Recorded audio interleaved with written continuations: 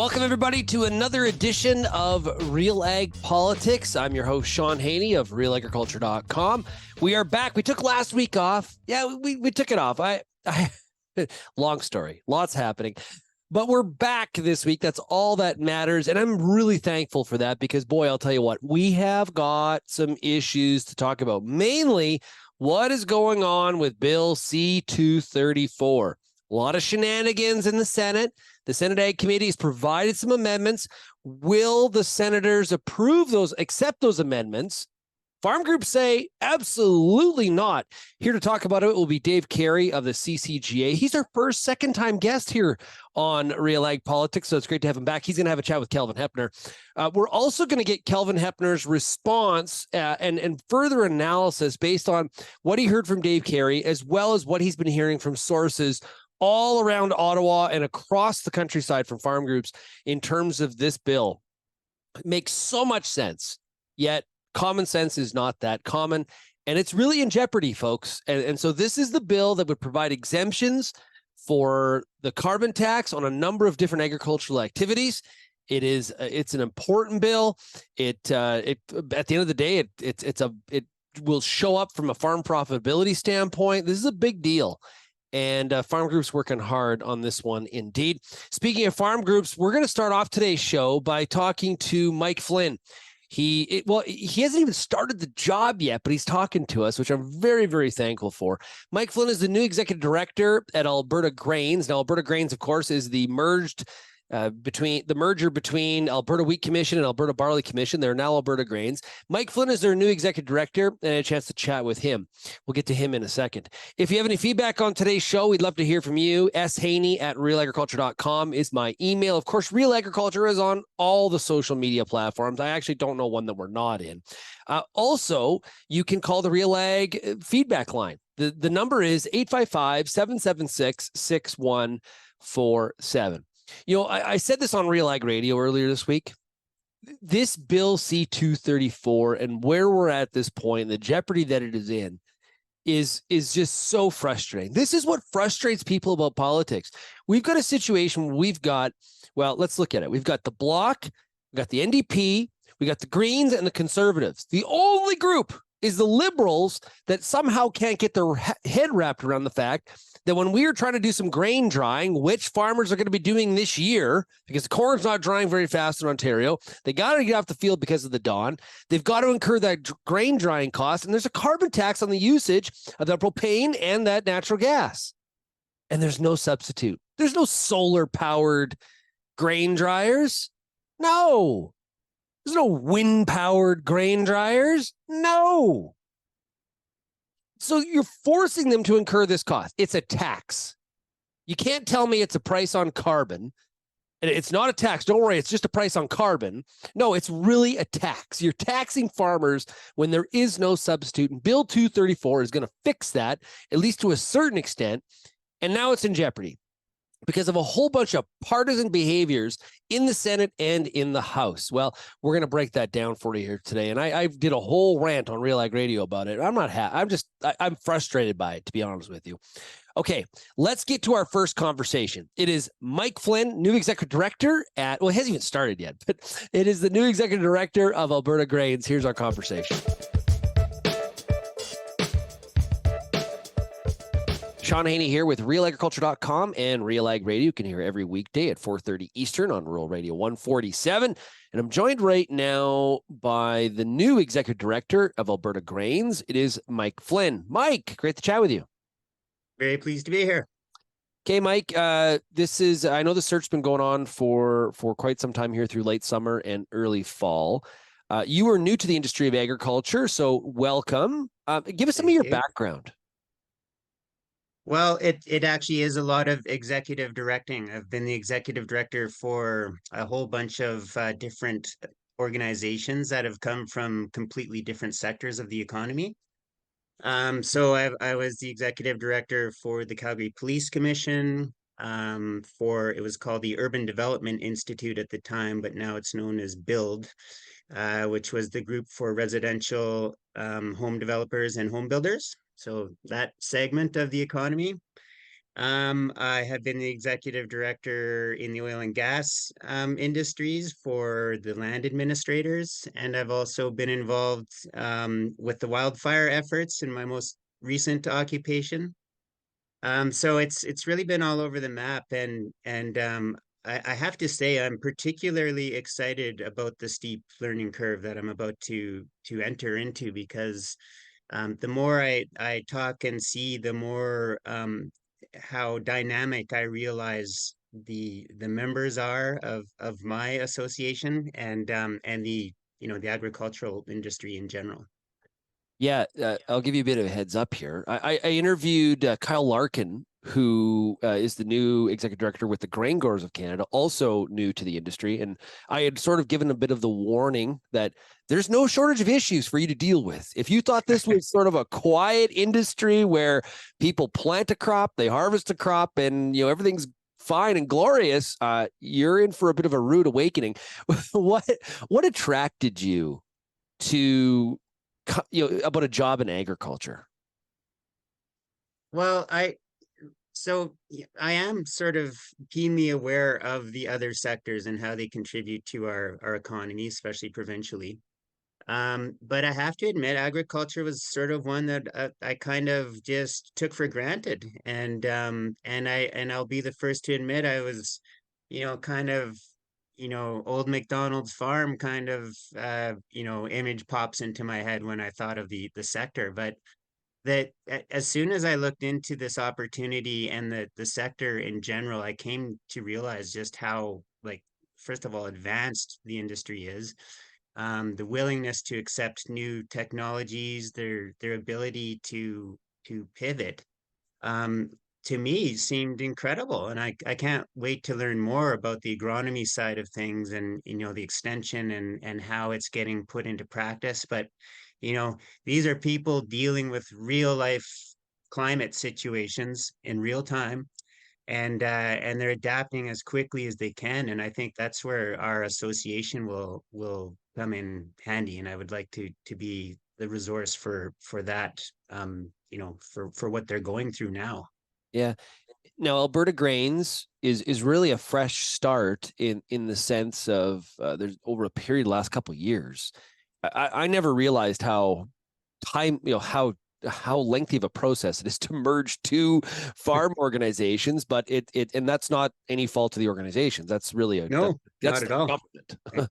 Yeah. Government does not move fast. Okay, so we've got Alberta Grains is the combination of Alberta wheat and Alberta barley.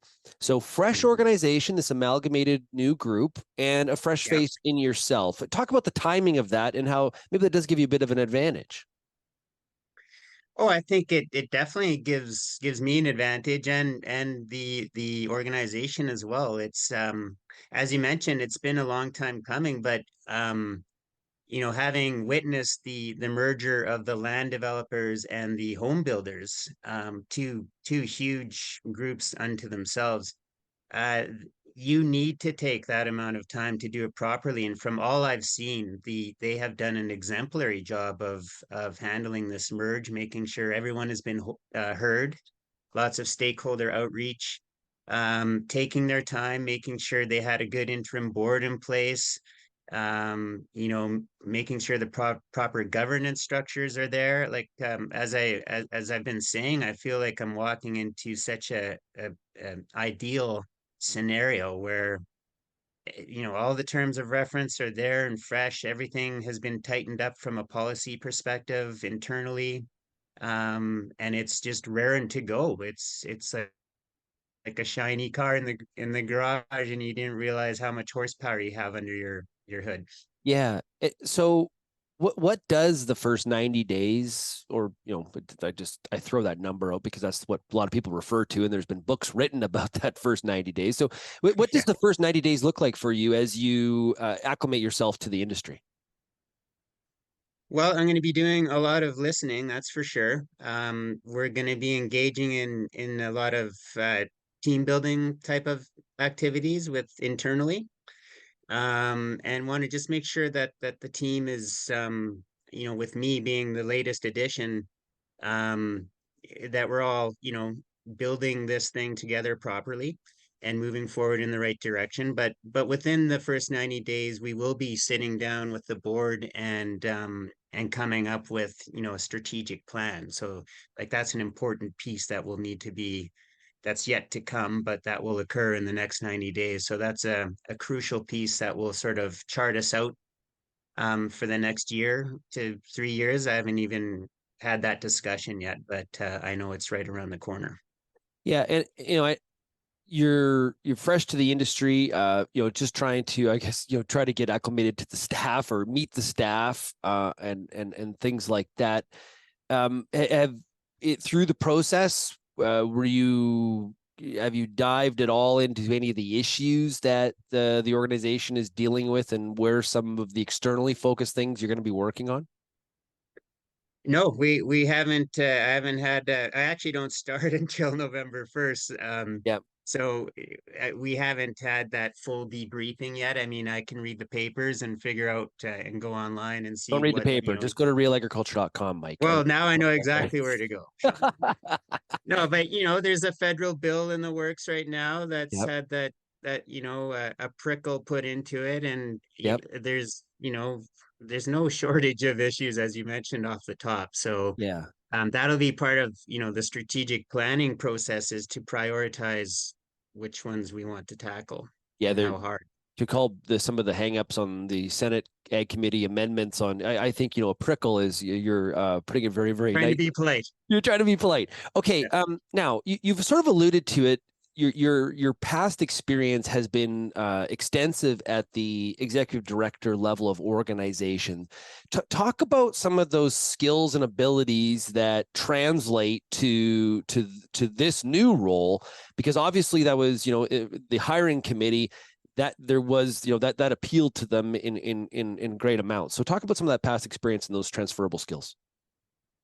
Well, I think the main one is just the ability to understand your board. Like it really does come down to the relationship with your board of directors, because they're the key interface with the membership. It's awesome that in this particular board, they're all farmers themselves, so they're right in the thick of it with everyone else. But for me, it has always been to make sure that I establish that strong relationship with the board, make sure it's a strong reporting relationship where they're getting all the information that they need, but not hitting them with a fire hose. Helping them clarify what their priorities are, coming up with approaches together with the board. So it's for me, I've had the most success when it's been a collaborative sort of thing, not where I'm, getting marching orders, because not to say that I wouldn't follow any of the marching orders, but usually the board relationship that I try to cultivate is one where it's just pure strong collaboration trying to get to the best result. Well, Mike, really appreciate you giving us some time, and all the best of luck to you. And I'm sure that this will just be the first of many different discussions as you start here in early November coming up. And there's lots of stuff to always chat about. So congratulations on becoming the executive director of Alberta Grains, and we'll chat with you again soon.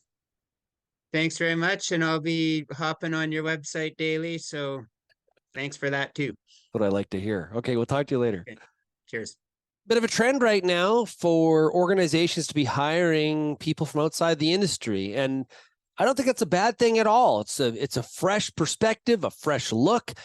Mike clearly has a real interest and capabilities when it comes to leadership, a lot of executive director background in his history. So welcome him to the community of agriculture. And I know it sounds like he's going to do a great job. So congratulations to Alberta Grains Board for making that selection. And I'm sure this will not be the last time we talk to Mike Flynn based on all the issues that are happening. Okay, up next, we're going to talk to Dave Carey. He's with the Canadian Canola Growers Association. He chatted with Real Agriculture's own Kelvin Hepner.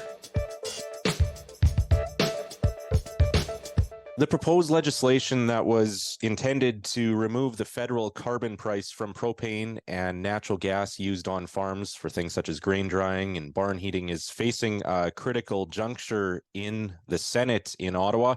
And joining us here on Real Agriculture now to discuss and bring us up to speed, we are pleased to welcome back Dave Carey, co-chair of the Agricultural Carbon Alliance. Dave is also Vice President of Government and Industry Relations with the Canadian Canola Growers Association. Thanks for taking the time to join us and bring us this update today, Dave.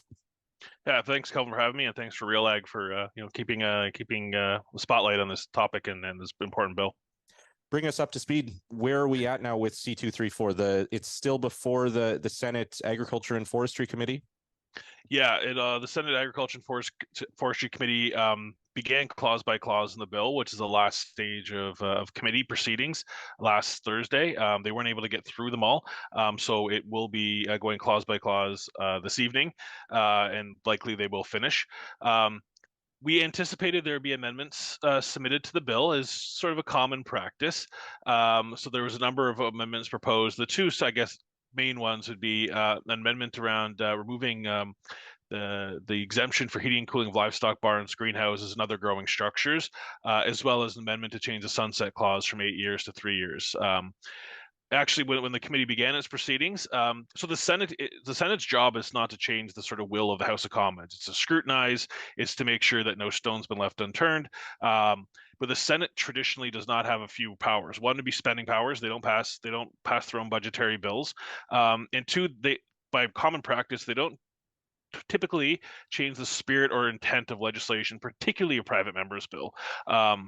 So at the beginning of last Thursday, the chair of the Senate Ag Committee, Ontario Senator Robert Black, actually ruled the amendments out of order because they go against the spirit and intent of what the House of Commons duly passed to them.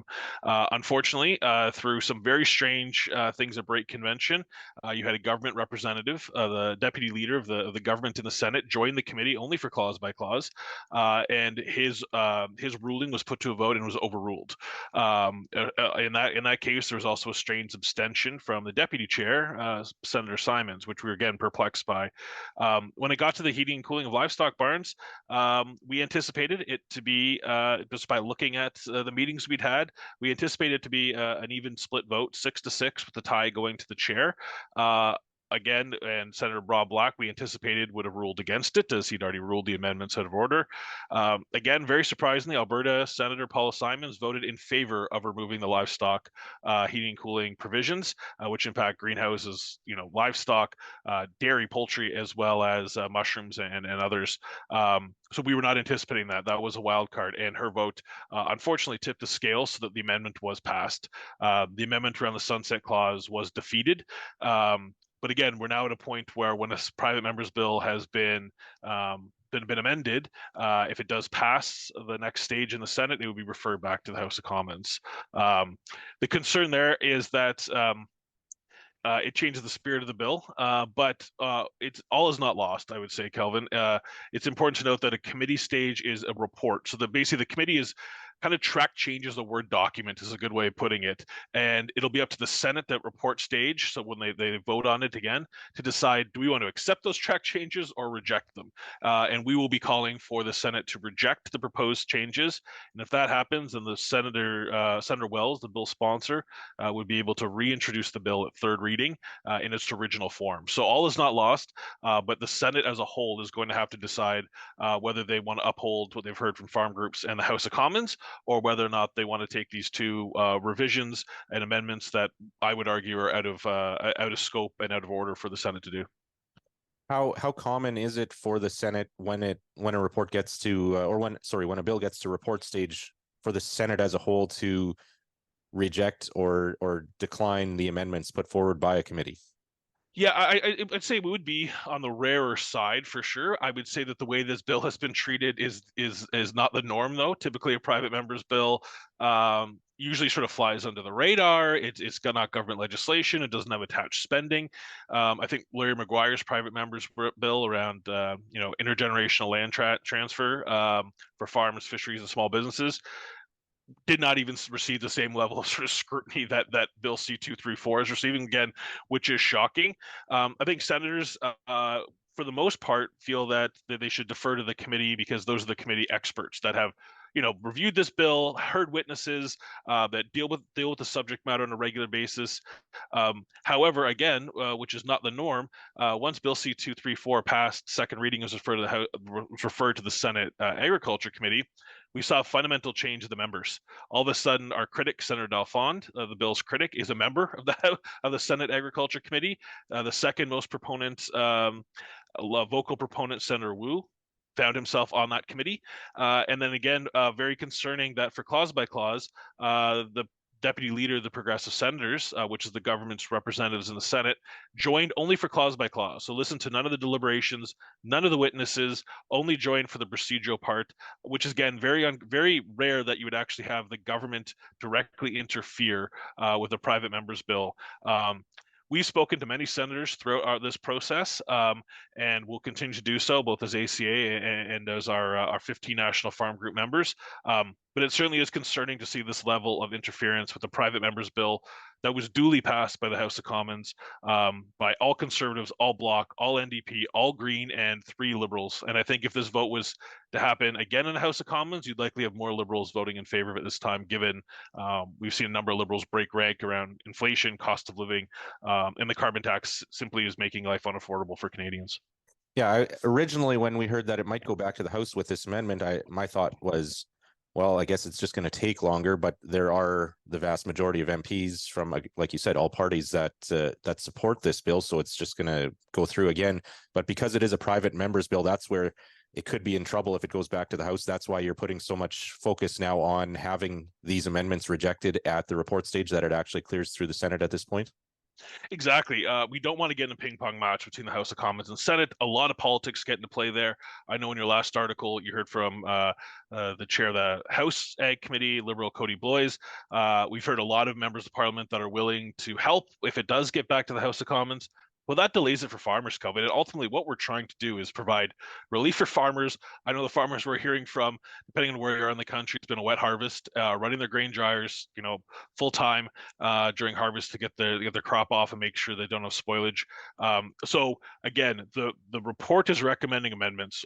Our position is those amendments should be rejected, and the bill in its original form should be reintroduced in the Senate third reading. We hope that senators understand the validity of our concerns and that they see through some of these procedural kind of fancy footwork that's being done. Again, in the House of Commons, it's not that if it is sent back to the House of Commons, I think we're confident those amendments would be rejected. It just becomes a procedural nightmare because you're dealing with government business, you're dealing with the Christmas holidays coming up, and times that the House is not sitting.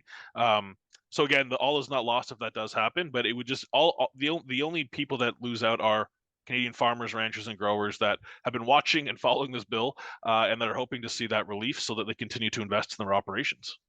So what do you see when Senator Black, as the chair of the Ag Committee, brings this report back to the Senate and the Senate as a whole has to vote on it? Where are you at in terms of the vote and senators in favor and against and that critical vote that will likely happen here in the next couple of weeks at some point? Yeah, we'll have a better sense coming to timing after, assuming they get through clause by clause this evening. But we anticipate that the Conservative senators would obviously vote in favor of the bill. The majority of the Canadian senators group, just Senator Rob Black's group, would vote in favor of the bill. We've met with a number of the independent senators group, which Senator Simons is a member of, who voted for this amendment. We know a number of those senators are in favor of the bill. We've met with them. A number of them are actually champions of the bill, have spoken positively about the bill. The real wild card is what the Progressive Senators Group do. So the Progressive Senators Group are formerly they were the Liberal senators up until 2014, when then opposition leader Justin Trudeau removed them from cabinet, but they're still used an extension of the Liberal Party in the Senate. They don't attend caucus meetings and they have a different name. It would be concerning, but there's a good chance that the Progressive senators whip the vote, which would mean that their party leadership says you're voting this certain way. Again, this doesn't typically happen with the private members bill. That being said, if the other groups in the Senate are in favor, we would win the day. I am quite confident that so long as senators understand kind of how we got here with the amendments. Again, through a number of communications we and our members will be doing over the course of this week and media interviews like this, that senators will see the validity of returning the bill to its original form. Again, it's just sort of breaking that convention of typically, if you're a urban senator on the Finance Committee and the House of the Senate Agriculture Committee brings you an amendment to a bill, you typically assume, well, they know what they're talking about. They're experts, just like an ag committee member would defer to a finance committee member on a proposed tax change or whatever it might be. However, the way 234 was dealt with clause by clause was not conventional. Therefore, we're going to be making sure that we get out, speak to every senator electronically and through my co-chair Scott Ross from the Canadian Federation of Agriculture. They have their Hill Day today, so they'll be in front of 40 parliamentarians. Canadian canola growers, we have our Hill Day November 7th. We'll have 4 teams on the Hill all day. So we'll be getting the message out about why they need to actually take a really close look at what typically a private member's bill likely wouldn't have sort of garnered so much attention. So I am confident. I mean, besides a couple meetings we've had in the Senate, we've heard resounding support for the bill, for its concept. And I think just knowing that this is not novel, that gasoline and diesel is exempt, we're trying to tidy up an exemption. We're not trying to create a slippery slope where everything's exempt from carbon tax. We know that's not going to fly for the current government of the day. So yeah, cautiously optimistic. It's just unfortunate that we are where we are because of procedural posturing. None of it's about the merits or the validity of the bill. That's been litigated and from every angle in the House and the Senate, and unfortunately, procedure and an attempt to delay and obfuscate from the government is where we are at the Senate right now. From afar, Dave, as somebody who follows politics in Ottawa from afar here in Western Canada, the fact that this bill was approved by the House of Commons and the predecessor bill to it, which had the same intent, Bill C-206, also would have removed the propane and the carbon price from propane and natural gas used on farms.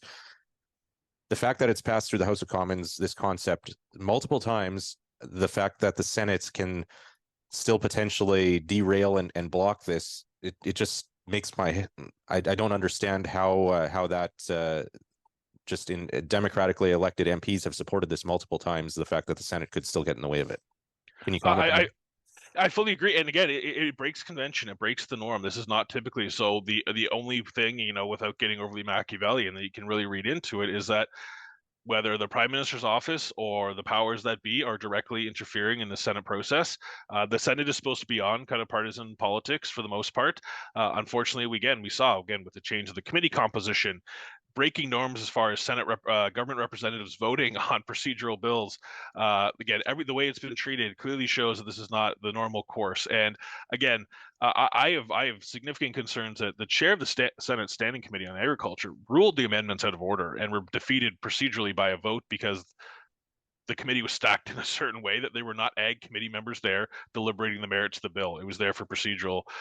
Unfortunately, in Canada, I think between Alberta, Manitoba, and Saskatchewan, you have 12 or 13 seats. I think Saskatchewan might have 5 of 95 current seats. There's 105 seats available. 95 seats are currently occupied, but only a dozen of those essentially are from the prairies.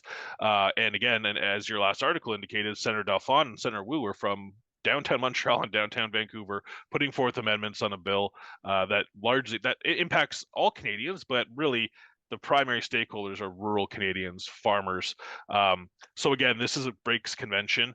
I know if you might have seen, both John Barlow as the vice chair and Cody Blois as the chair of the House Agriculture Committee actually wrote an open letter to the Senate Agriculture Committee, again, reiterating they felt the amendments were out of scope. They felt they were out of order. This is a liberal and a conservative standing hand to hand and saying, this is out of order. This is out of scope. The House of Commons duly passed this.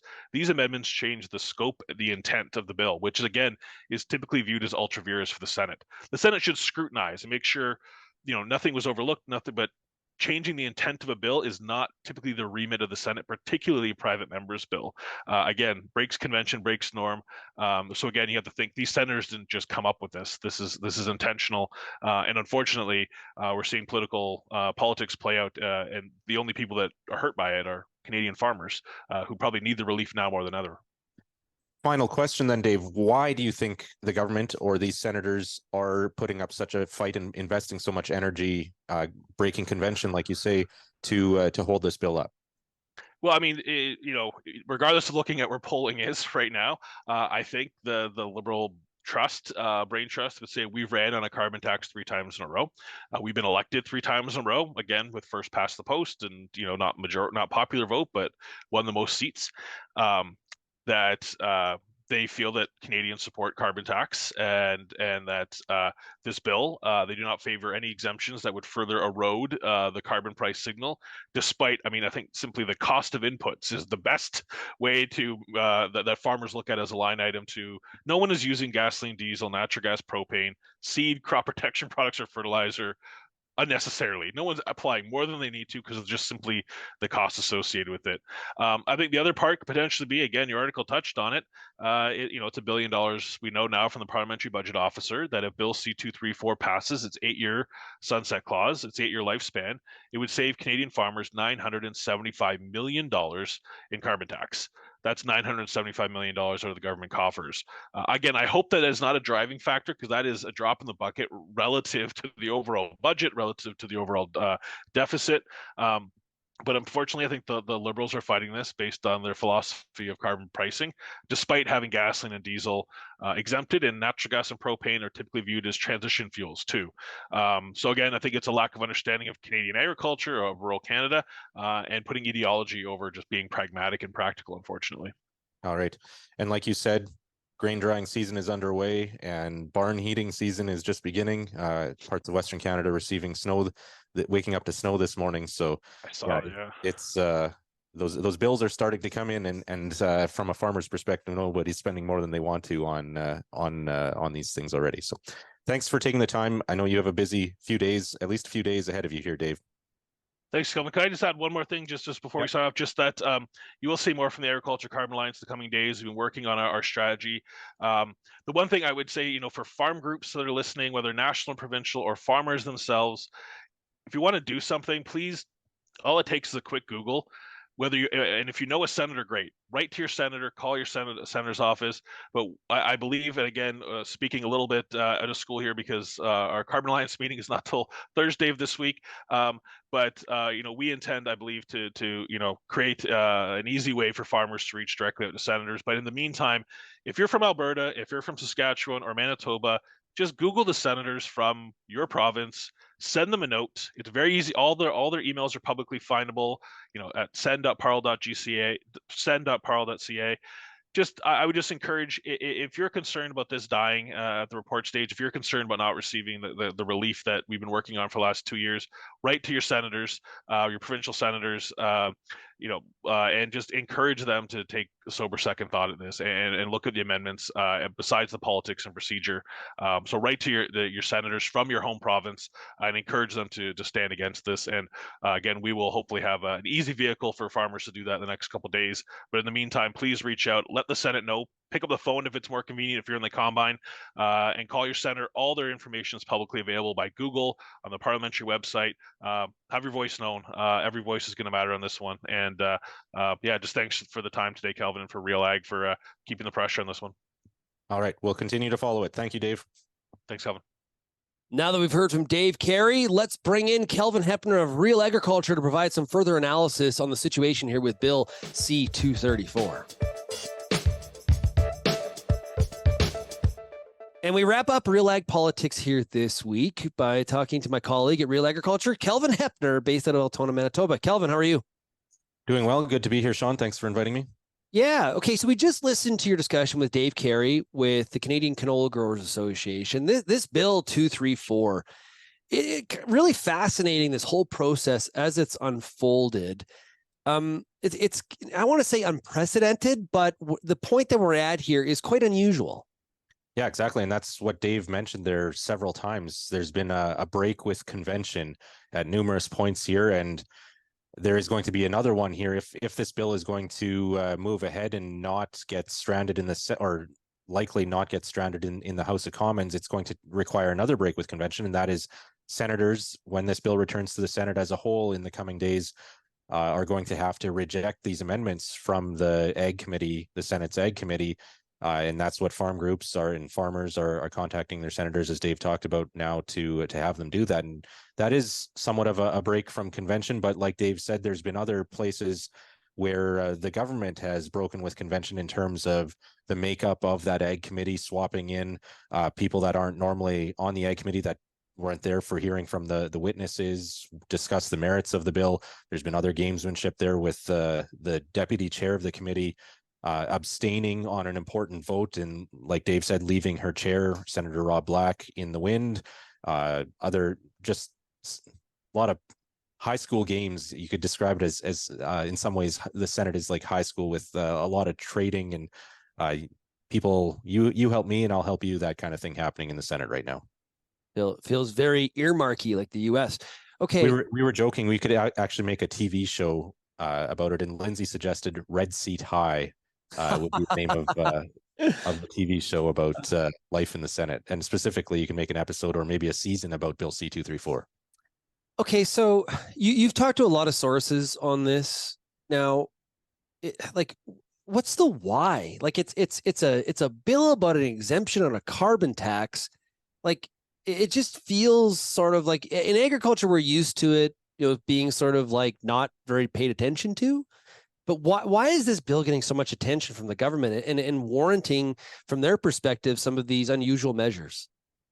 I don't know if I have a good answer on that, Shaun. I think it is kind of an accumulation of a number of different factors, and some of those Dave talked about in that previous segment, including the fact that the carbon tax is a big part of this government's identity on climate. Like, climate is, of course, the number one file for this government in terms of its brand and its identity and how it wants to be known, and it's the legacy it wants to leave. And so the carbon tax is front and center, or the price on pollution, I should say, in their terminology, is front and center on that. So I do think that a big part of it is they don't want to concede any more ground on this, even though there are already exemptions in other areas, including for gasoline and diesel use on farms, and in other sectors there's exemptions as well. And so I think that's a big part of it. There's also the major push on right now to not give up any government revenue or find savings everywhere, and that's where the parliamentary budget officer has found that over the next 8 years this could potentially result in up to $1 billion in foregone revenues, carbon taxes that would not be collected from farmers if this bill goes through. And so in the big picture, though, $1 billion is not a lot spread out over 8 years for the federal government as a whole, but there is that pressure right now on every single file in the federal government. So I think that is potentially part of this. And then you get into all the petty politics of the Senate, as mentioned before, where there might be other bills. I'm not sure. I haven't dug into it this deep, but if there's other bills that the Conservatives are holding up that potentially the Liberals are wanting to play games here. And it's just the fact that the House of Commons has approved this concept multiple times, both in Bill C-206, which died on the order paper in the Senate when the 2021 election was called, and then now again with C-234. MPs, our elected parliamentarians, have voted in favor of this idea multiple times, and here we still have the Senate running interference on it, which to me, it just seems like it's going beyond the function and the role of the Senate, what we expect the Senate to do here in the Canadian government. Those independent senators, not so independent now, are we? Well, exactly. And that's the other thing where there's been a break with convention. As Dave alluded to, there's been maybe not an outright whipping of the vote, but it looks like that might be there might be some of that happening behind the scenes with this progressive senators group that is apparently independent, but still very clearly takes orders from the Prime Minister's office or the Liberal brain trust or brass. Yeah, and I guess like there's some irony, and your point number 2 had to do with the revenue part of this decision, and I'm not sure if they've called it revenue neutral, but I thought that some of this money was supposed to be given back to people. But at the same time, we were told it was not a tax. We should say carbon pricing, a price on carbon, because it wasn't a tax. But then maybe it is a tax. I think being married, as you said there, being married and the way that they have connected, if you were serious about the environment, the solution is the carbon tax. And those two things are very, very attached in Canada. Separating them, it's looked upon as this ultimate massive compromise. And the government, from some people on the left, where the environmental issues are very, very important, this would be seen as, hey, you're giving up on the environment and you're not fighting climate change. We have a problem. And listen, they're down in the polls. So they've got a problem on the left side of the flank as well. Yeah, it does seem like it's a hill they're willing to die on kind of thing. But we have seen MPs, Dave alluded to this as well. There's been a movement lately among Cody Blois's colleagues in Atlantic Canada where they are looking for changes to the federal carbon backstop, the carbon tax. And so there are Liberal MPs that are voicing concerns and speaking out against it. And I do wonder whether that factors into this. Ultimately, this position that the senators are taking under direction from higher up is also a political move, and the benefactors of Bill C-234, of course, largely are probably not voting for the Red Party, and so I think that's also something that we have to take into the equation when figuring out why they're making such an effort to block this.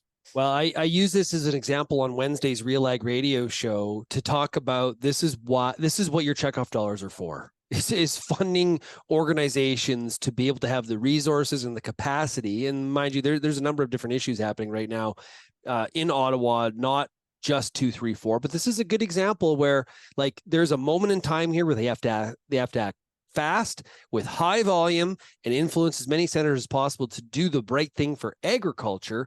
And that takes money. And so I made the point to connect those dots for people. Yeah, for sure. That makes a lot of sense. And it's not just money in the moment. You have to have those people in place who have the relationships that you can ramp it up when there needs to be pressure applied like this. You can't just fly somebody into Ottawa and, hey, I'm so-and-so and I represent so-and-so. Please listen to me. You need those relationships, and you need, that sustained presence there for situations such as this. And in many ways, the campaign that the Ag Carbon Alliance and other farm groups are rolling out right now is somewhat also breaking with convention, because it's not normal that senators get all these calls to their offices from personal individual Canadians at this point in the process. But that's where they feel that this effort is needed to get this bill across the finish line. So all around, like Dave said, this bill has not been treated normally as most other bills are when they go through the Senate, especially private members' bills like this. But if we're playing fantasy politics here, like I know both of us like fantasy football, so we're playing fantasy politics. What would you bet? Like, what would you speculate happens here? Do you think that they'll refuse the amendments, or do you, not holding you to it, just putting you on the spot? What's your gut tell you? Well, citing that parliamentary budget officer report, I had somebody who, when I asked them that question this week, they said that's the $1 billion question. And I don't know that there is, I don't have a good handle on it. I maybe 50-50. I'm not sure. That I don't really want to assign odds to it, but I think there's a major effort underway right now to convince the senators that in this instance, it's okay to vote against the amendments put forward by the Agriculture Committee, and that for the greater good, that they need to reject them. But if they don't, not enough senators agree, and I don't know, then it goes back to the House of Commons, and it's not completely dead then, but it's likely then the government has a path to stranding it indefinitely, and where it would just basically hang around until Parliament is prorogued or an election is called, and they could delay it indefinitely. And basically then it's, and this isn't just the barn heating part where there's been the amendment changed. This would also include grain drying and other things that haven't been changed. Yeah, like we heard of the Senate last week, it was a Atlantic Canada senator that said, like, let's park the partisanship here for a second. We've got the Conservatives, the Green, the Bloc, the NDP, all voting for this bill. What the heck are you guys doing? Park it. And there just doesn't seem right at this point that that's really in question. So if that message gets through, then I do think that is a good chance that senators defeat the report coming from the committee. It's just a matter of how effective that message is in the coming days here in farm groups and farmers. I've heard from many farmers already that say, oh, I've called my senator or left a message, sent an email to a senator for the first time ever. I had to look up their info on Google and stuff like that, like Dave said. But I think it's a matter of how effective that message is communicated right now. Yeah, I'm sure Paula Simons is getting some phone calls. For sure. And there's certainly been something that's happened behind the scenes there that has led her to flip her position, as she was an early supporter of this bill, and she abstained that vote where Senator Rob Black, the chair of the committee, ruled these amendments were out of order. She abstained on that vote, allowing the amendments to be introduced. And then she later voted in favor of this amendment to remove barn and greenhouse and in building heating and cooling. So somewhere she has probably, this is an example of the gamesmanship and the trading that happens in the Senate. Somewhere she's probably maybe been promised support on something else that she is passionate about, or maybe a role somewhere or something like that. And so, yeah, I know that some Alberta commodity groups specifically have reached out directly to her and her office and questioned what's going on here, and why have you chosen to take this to flip sides here? Phrase maybe differently. Well, that's in the Senate, everything's pretty diplomatic still. So Senator Rob Black is right in the middle of all of this, and they had their latest clause by clause meeting on Tuesday night, and he still has a high level of maintains a high level of decorum in that meeting. So I don't know whether all of us would be suited to be senators. Yeah, not this guy. Absolutely not. Hey, yeah. Kelvin, great reporting on Bill C-234. Encourage everybody to go to RealAgriculture.com and continue to follow Kelvin's analysis and following as this progresses and as things happen here. Please keep up the great work, Kelvin. Great job. Thank you, Shaun. As you can see, there's a lot happening in Ottawa when it comes to this Bill C-234. A lot of work to be done. Farm groups really urging senators to refuse those amendments from the Senate Ag Committee. We'll see what happens. We'll definitely be following up on that next week, as well as a whole bunch of other issues as well. RealAg Politics, the whole idea behind this show is really to talk about what's happening from an ag policy perspective across the country and beyond. Your feedback is tremendous. Please send me it, shaney@realagriculture.com, or of course, the RealAg listener line is 855-776-6147. Remember to check out RealAg Radio on Rural Radio 147, Sirius XM, 4:30 Eastern every single weekday. Or of course, you can download the podcast. Just go to wherever you get your podcasts, type in RealAg Radio. And also, we do a show on the weekends called RealAg on the Weekend. How about that naming? And it is played across the Ralco Radio Network in Saskatchewan. It is also podcasted as well. So thanks, everybody, for getting real and getting connected with RealAg Politics. And we'll chat again next week. Cheers, everybody.